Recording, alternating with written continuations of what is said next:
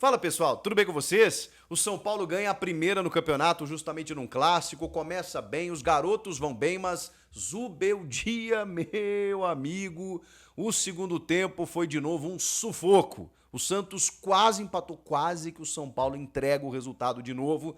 Ferreirinha, os meninos, muita coisa pra gente falar. Chega mais, eu sou o Chico Garcia, inscreva-se no canal e vamos juntos.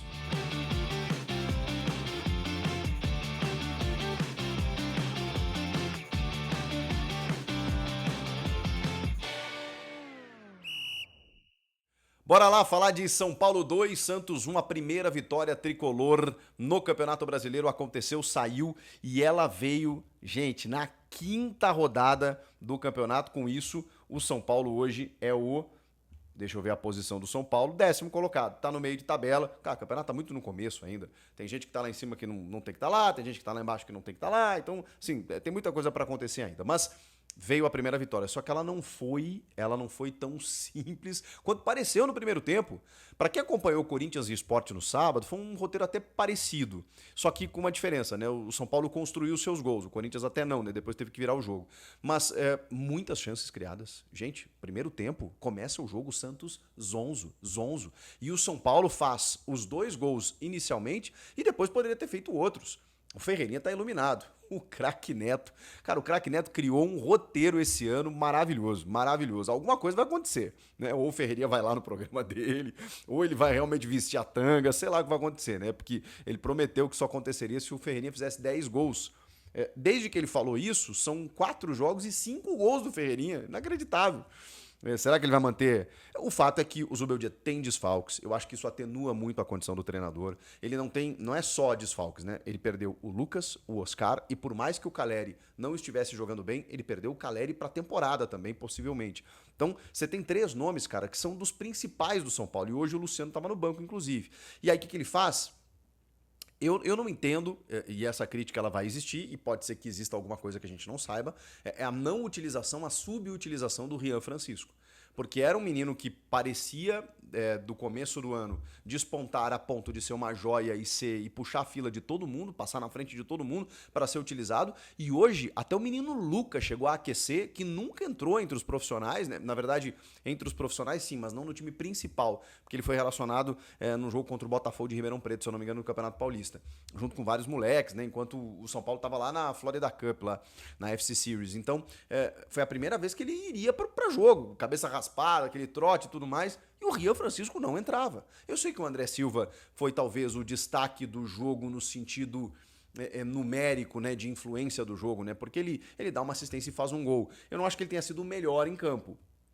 Acho que o menino Matheus merece, até por ter recebido uma oportunidade como titular. O São Paulo não está tendo essa peça, essa figura, né, do meia articulador, do camisa 10 ali, que ele não é um 10 clássico, mas ele é um meia atacante, ele é um jogador que conseguiu ir muito bem na jogada do segundo gol, né? Porque ele recebe, né, um lançamento que vem da defesa, ele avança e dá na medida para o André Silva fazer o gol. O Ferreirinha, como eu disse, está iluminado, faz a jogada, recebe o cruzamento do André Silva, faz o primeiro gol, quase faz depois, cria outras possibilidades, né? Tá se deslocando, muitas vezes atacando o espaço na área, tá um jogador mais versátil. E o Zubeldia não tinha desfalque só desses que eu citei, hoje ele não tinha o Arboleda, que estava com uma sobrecarga aí. A dupla de zaga foi acho que o Juan, né? O Juan com o Sabino. O Sabino com o Juan, exatamente.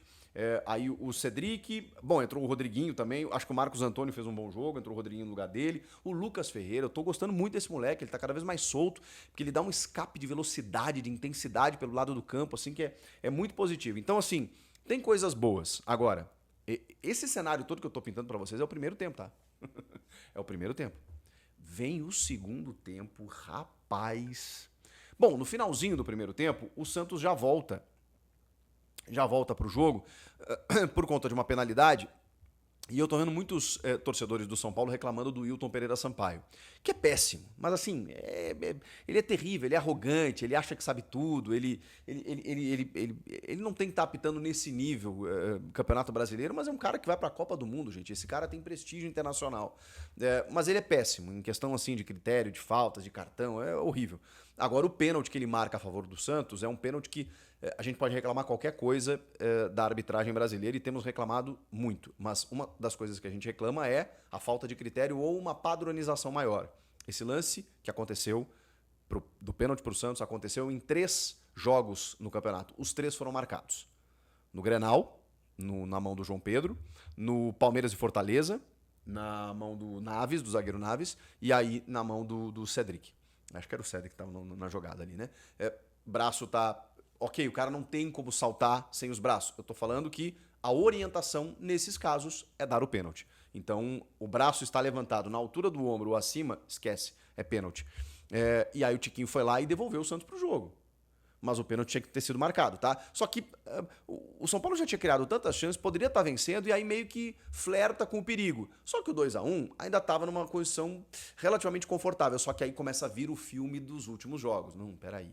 Contra o Botafogo, contra o Aliança Lima, sabe? O São Paulo não consegue sustentar um resultado, que era uma crítica que o Ferreirinha falou, né? Saindo do último jogo lá contra o Botafogo. Pô, a gente não consegue. E aí aquele filme voltou, né? Pô, o São Paulo não venceu ainda no campeonato. 4 jogos já. Teve o Tajeres nesse meio tempo, que foi uma vitória fora, né, e tal, porque ainda tem o Aliança Lima na Libertadores. Mas, enfim, tinha que segurar. E o segundo tempo, o Santos, o César Sampaio, tá se mostrando um interino, né, um auxiliar técnico e um cara do futebol que conhece muito bem bola, né, e ele mudou a postura do Santos, né. O Rollheiser começou a ter muito mais o controle de bola. O São Paulo meio que se retraiu, e aí eu não sei se é natural ou pelas trocas, porque aí também tem isso, né?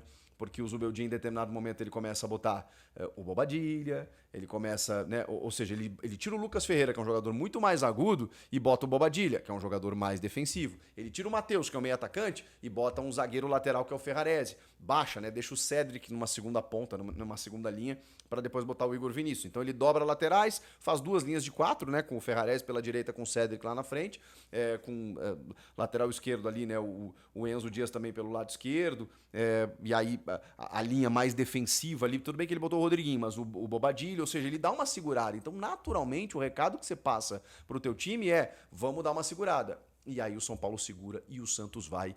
Irmão, o Guilherme perdeu 2 chances, uma delas em que a bola passa isso aqui da trave. O Rafael fez uma defesaça no lance do Tassiano.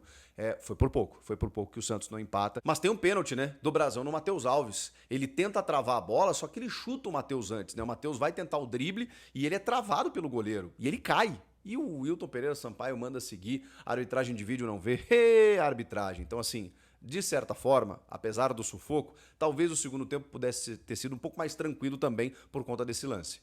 E aí, claro que o torcedor ficou na bronca, né? Pelo menos no final do jogo, o Zubeldia tá garantido. O Dorival parece que não vai pro Corinthians, o Zubeldia não caiu, mas o São Paulo conquistou a primeira vitória e o Santos tá na zona do rebaixamento. Que loucura esse jogo. O que vocês acharam? Comenta aqui, inscreva-se no canal e eu volto na próxima. Tchau!